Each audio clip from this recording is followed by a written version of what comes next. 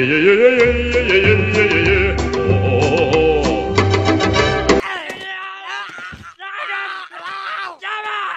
what's up guys? Welcome back to another video. Today's gonna be a short video. We're just gonna show you guys how to install some new seat belts, in this case 5-point harness PRP seat belts, onto a Can-Am X3. Now check it out, we already have them installed on that passenger seat. We're gonna show you the process on the driver's seat, and we're also gonna show you how to get rid of that light that turns on your cluster that tells you, you know, plug your seatbelt in or else you can't go past what, like 35 or something like that? No, you can't even pass probably like 5-10 miles an hour. Really? Without seatbelt? Yeah. Okay, so we're gonna show you guys how to bypass that. So these seatbelts are way safer. I'm gonna sit down in one right now and put them on, test them, show you guys how they fit and how much they don't move. So Timmy, you wanna take the camera? I'm gonna put them on. All right guys, so the seatbelts are a lot safer because, well, for one, they fit a lot better. They're bigger, the padding is thicker, which means it's gonna be a lot more comfortable if you do get in an accident. For example, these, although Can-Am does give you some padding here, it's a lot thinner. This distributes it through your shoulders and your, you know, front chest here. So if you do get in an accident, there's less of that strain that's being put on your shoulders. So to put them on, it's pretty simple. You got your main buckle here that's pretty elongated. Then you use the other buckles, starting with the left side, put that on. Then you start off, then you get the center one. Is this one mounted? Yeah, it is. So we still haven't adjusted this one all that great, but it's pretty in there. You put the center one in for your extra point down at the bottom, then the right shoulder, and then this one here has the actual shackle. All right, so the buckle goes in and this shackle is kind of links over, holds onto it, snaps into place. There's a detent, and then there's this Velcro that kind of Velcros on here so it doesn't move. So from here, you can see it's kind of loose. I still gotta tighten it down. It'll probably start off with the ones at your waist. You put them as tight as you can. As you can see there, they're pretty tight. And then the top, we're tying these down. And then there's another buckle here. So right there, I'll probably go a little bit tighter, huh? All right, guys, you can see there, this is nice and tight, right over my shoulders, around my waist area. The 5th point, which is around your crotch area, I could probably make it a little bit tighter, but because normally CJ or Timmy sits in the seat, we're not gonna touch it. And it's a lot safer. So obviously, like I said, the padding is a lot thicker when you put it in comparison to the Can-Am one. If, God forbid, you were in an accident, you were rolling over or something was happening, the smaller the padding is, the more strain it's gonna put on your shoulder. So the thicker the padding, it distributes, you know, that initial hurl or whatever, that whiplash onto your shoulders. And if you're going side to side or whatever, it's gonna keep you in place. Whereas that one, if you guys saw that video, CJ kind of whipped around, didn't he? Yeah, he whipped around. So his head kind of whipped around. I don't think he hit the sand.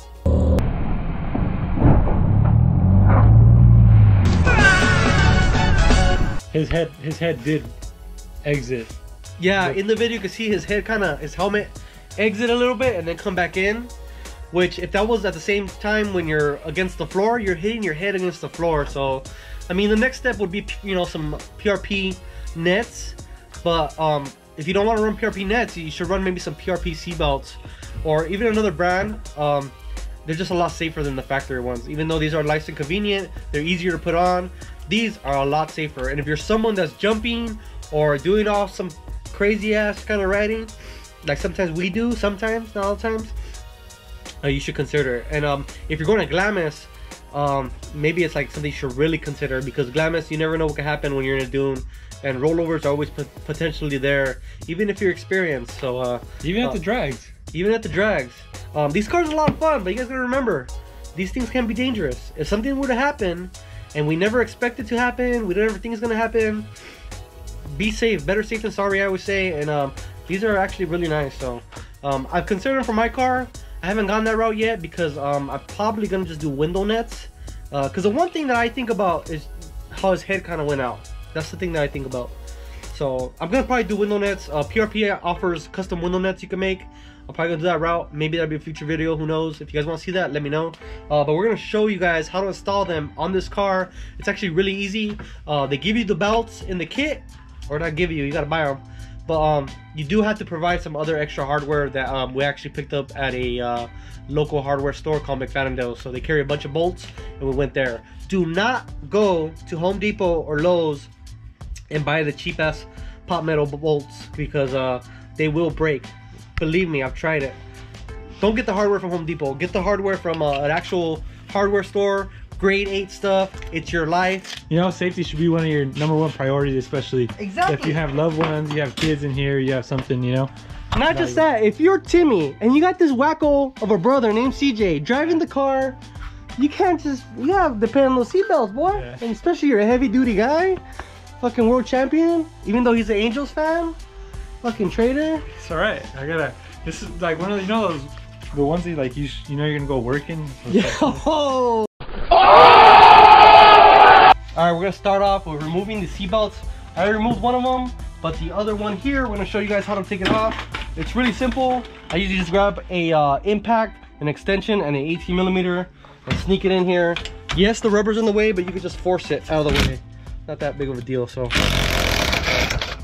the stud is actually held on and integrated into the belt, which is the reason you gotta get new hardware. So, all right, next you're gonna want to move the seat forward, and you're gonna get to the 2 back nuts at the lower portion of the seat. 1, 2, and then we'll move on to the front. All right, I took out these nuts off camera. These nuts? Because it's gonna be hard to see, but I'll show you what they look like in just a second. So at the very front of the seat base, it's just a 13mm bolt like this and a nut. I pretty much use a wrench on this side and the impact gun with an extension and a 13mm socket, and you can get those off. Pretty simple. So the whole seat can come out now. Only other thing is for the driver's seat, you gotta unplug that sensor. So I'll do that right now.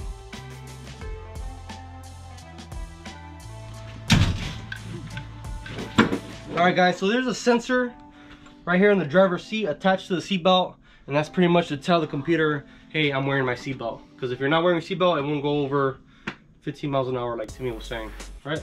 It doesn't. Yeah, you can feel 5 miles an hour. 5 miles an hour? Yeah, you feel like you step on the gas. No, you step on the gas, and the car doesn't even really move. All right, so we'll show you guys how to fix that on that side right now. They do sell pigtails, but they're like 7, 10, 15 bucks, and you can save yourself some money by doing it the way I'm gonna show you. All right, guys, to remove the factory belt, it's pretty simple. On the ends of the seat belt is attached here with a 16mm socket bolt. It's pretty simple.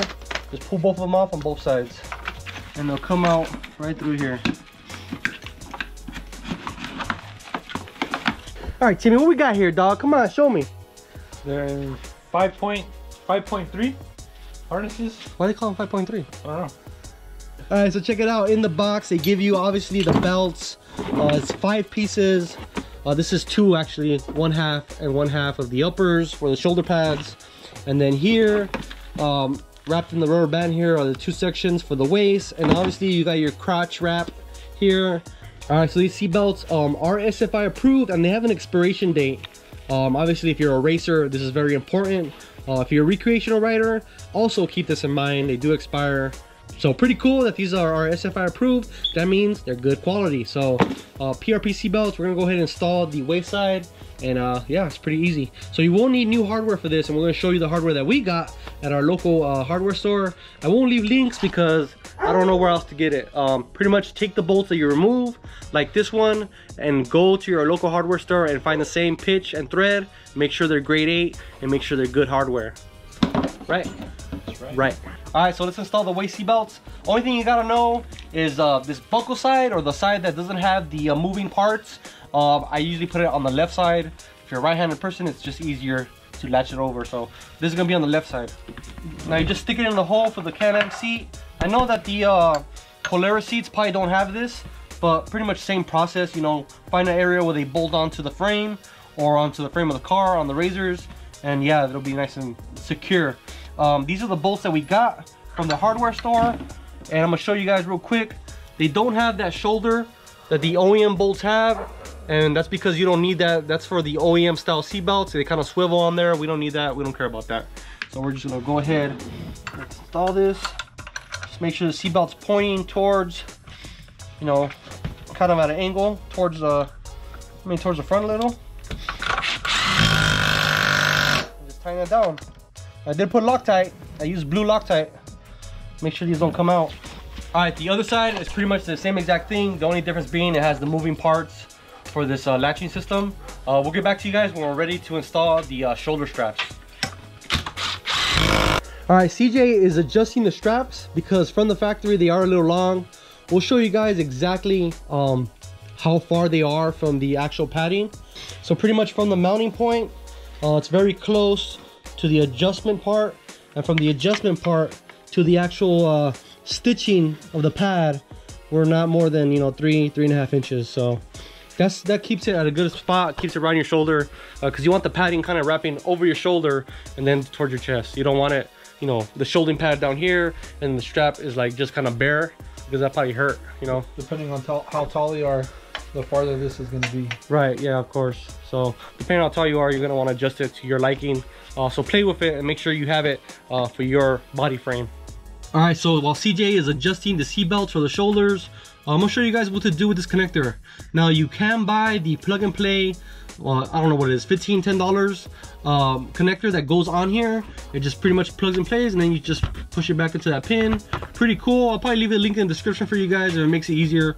Or you can pretty much just cut these wires and solder them together, or use a butt connector. So I'm gonna show you guys how to use a butt connector because most of you guys don't know how to solder. It's really simple, and that's it. You don't have to worry about the seatbelt notification. All right guys, this process is really simple. Pretty much just cut the wires at the ends here. You strip the wires, and then you pretty much connect them together. You can just twist them on here. All you're doing is closing the connection, and that'll get rid of that notification. So that's pretty much what the seatbelt does. So we got one of these butt connectors that doesn't really do anything, and just kind of, connects two wires together. And if you can, use one that is a heat shrink and water resistant, especially if you're someone that goes in the mud a lot. And we'll pretty much heat this up. We'll install it back in there. We'll shove it back in the center console, and we'll never ever worry about it ever again. So, and that'll be it. And normally you'll instantly get the seatbelt notification. It's not giving us a seatbelt notification. It's telling us we're in sport mode. Now obviously if the belt notification was on, you're not going into sport mode, so it's good to go. All right, before you put the seat on, like I said, new hardware from a quality hardware store, grade A bolts. You're gonna install these onto the factory mounting locations, and pretty simple. So there's the hardware we got. We're using the same nuts, but we're using these bolts. They're a grade 8.8. Should be perfect for this setup. And just pretty much mount them just like anything else. So hold the bottom one, use your impact again, hold the belt straight, make sure it's straight, and bolt it on. So these are nylon locking nuts. We reuse the same nylon locking nuts. Just make sure the bolt is long enough where the nylon is actually doing its job. Physique. Physique? Physique? Physique. New word of the day. Word of the day. Adjust your seatbelts to your physique. Why does he use that word? That's a feminine word, dude. Are you in shape? Are you in shape? Yeah. Are you a shape? Also make sure when you're putting the seat in that the belts don't get caught underneath or something, but they're both good. And pretty much reverse order of install. The 218mm bolts, or excuse me, nuts at the very back of the seat base, and then at the front it's those two bolts that you see right here. So we're right here, Frankie wants me to test these out, see if they fit, but oh my god, what are these guys doing over here? Hey, quit messing around. Those don't work. This is what we deal with every day. This is behind the scenes, guys. All right, let's try them on there, CJ. I think you need to loosen them up a little bit. You're a big guy. So you can see here, look at the shoulder pad is right over his shoulder, which is probably gonna be a lot more comfortable. Like if you hit a bump or something, you won't feel it as much, right? Yeah. And these are thicker. I would say they're probably, 50% thicker maybe? What do you think? What are those? What size are those? They're probably 2 inch or 1.5 inch. Yeah, maybe 2 inch. And then these are a lot thicker. 3 inch, yeah. We're not gonna. Oh, there you go. Now we figured out why it's 5.3. 5.3, maybe 3 inch, homie. All right, so check it out. We forgot to show you guys how to install the fifth point. I actually already have it in the car installed for CJ. You're not gonna use this part here. You pretty much use the same way that it's looped, but just loop it over the actual frame because there's a frame bar that goes across on the seats of the Can-Am X3. And looks like CJ's all set up. His crotch straps on, the two-way straps. He's nice and tight. And we're gonna simulate the accident from the last time. Here, hold this shit. You fucking asshole. We actually adjusted them a little bit wrong. They're a little bit too high. We'll lower them a little bit. Think so? Because the shoulder is like right over. Well, yeah, but You don't want this. You don't want the shoulder to be down too low. The neck strap is too high. Okay, yeah, that's true. So we might need to adjust them a little bit lower, and then you just pretty much adjust after when you're in the car. But you can see, there's no moving. Dude, CJ is going all out on this car as far as safety, as far as component suspension for the vehicle, framing, gusseting. We're gonna be doing all that stuff. Obviously, the big one is Desert Works making that cage with integrated bumper. We're also getting a front bumper as well from him. Lots of cool stuff. You can see here the HCR arms. They have a built-in, or not built-in, but bolted on. What's it called? Skid plate? Yeah, skid plate for the arms. We also do that. We also did that to the trailing arms, which is hella nice. And damn, dude, your bro's going all out with these parts. Yeah, so if you guys value your safety, there it is. Get yourself some PRP seatbelts. These are blue. Why? Because everything on the car is blue, pretty much. And I know there's different colors. There's black, there's red. What else is there? Yellow? I think I've seen some orange ones, no? There's orange on. So orange is a cool color, especially if you have one of those 2020 XRCs. That'd be pretty dope. So see you guys next time. Peace out. Subscribe to the channel if you haven't. We also have a Patreon if you want to support. And yeah, see you guys. Peace out. Good night. The following is rated TV MALSV. Viewer discretion advised. So these seatbelts are way safer. Safer. This video needs to get done, don't you? You say you need to empty the tank. Well, get out of here. And Tim, old Tim pal. Timmy. 4-point harnesses have 4 points. 5.3 has a. Why 5.3? Yeah, For the Chilora? 5.3. But why 5.3? Marketing, dude. We got 3 things on there. Or you just got 2. 3. Oh, because your Chilorio is 1, 2, and 3 in 3 sections. 5.3. I have no idea. So the other side is pretty much the same thing, just looks a little different because it has the moving shackle. And we'll get back to you when we get on to moving on. And I fucking son of a. Hey, shut the fuck up. So we're gonna be sitting in here. We're gonna try them out, see what's going on. What the heck are you guys doing?